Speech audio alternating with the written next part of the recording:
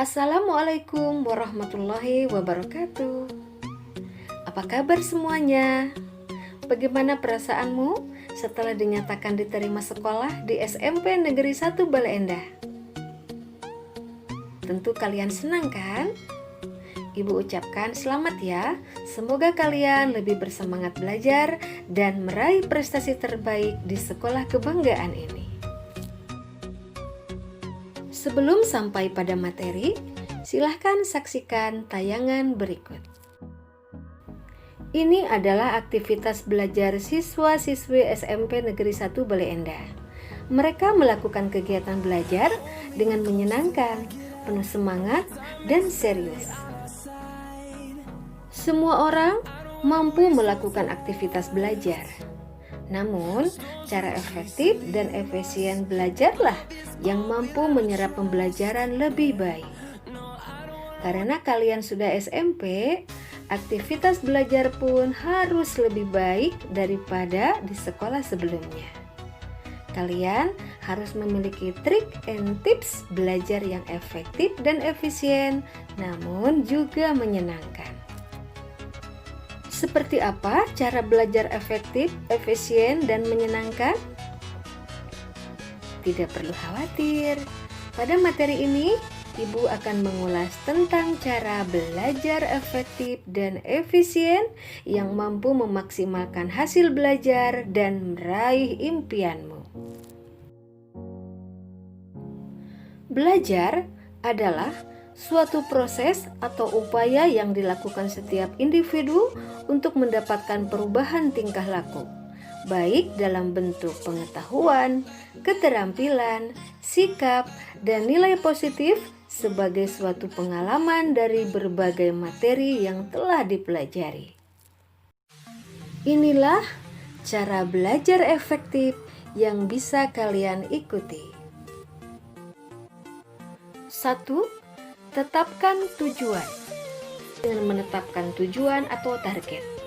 Misalnya, tujuanmu belajar adalah untuk memasuki SMA atau SMK favorit di wilayahmu.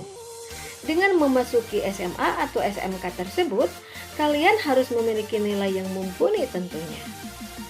Oleh karena itu, tetapkan tujuan belajar untuk memacu semangatmu.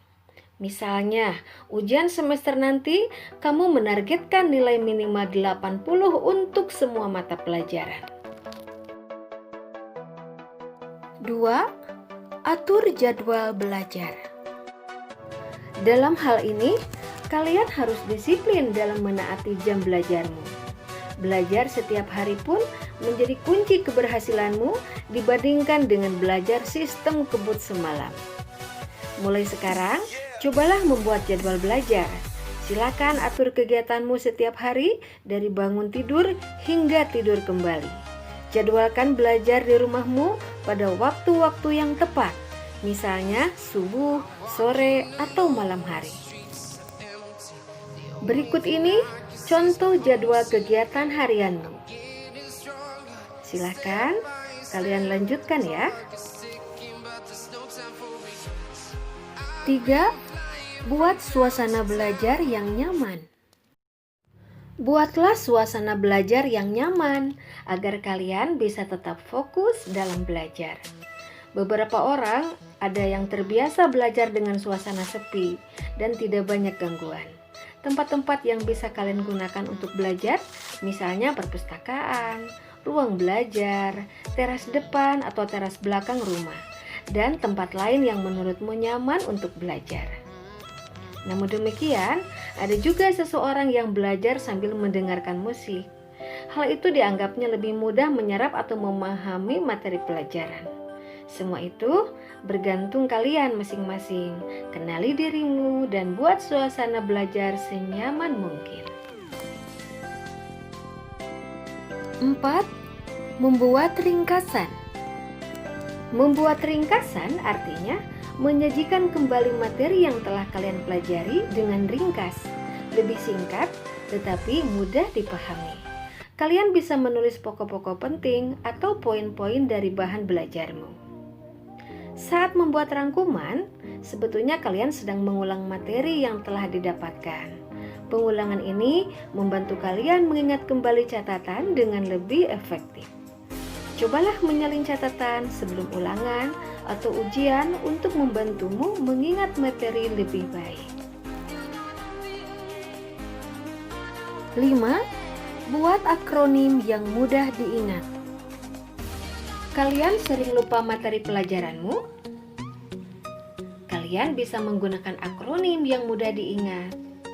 Contohnya, membuat singkatan urutan penulisan daftar pustaka. Natajukope, yang merupakan singkatan dari nama, tahun, judul buku atau karya, kota terbit, dan penerbit. 6. Pahami, bukan menghafal. Beberapa orang menggunakan cara menghafal untuk mempelajari suatu materi. Namun, menghafal belum tentu memahami materi tersebut.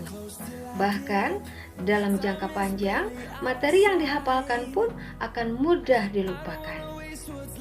Kalian harus mulai untuk memahami, bukan menghafal. Pahami materi dari buku atau literatur yang menjadi bahan belajarmu.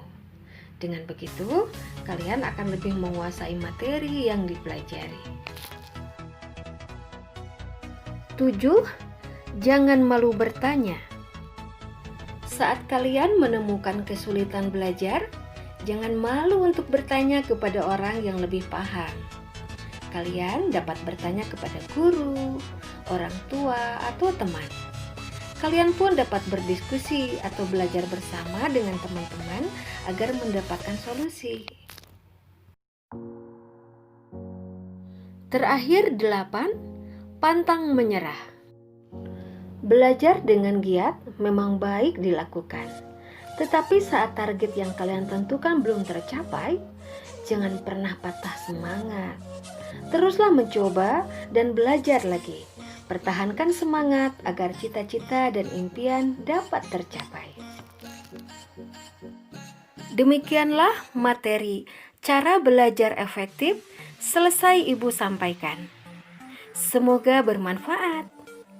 Jangan lupa, tugas untuk materi ini adalah buatlah jadwal kegiatan belajar di rumah.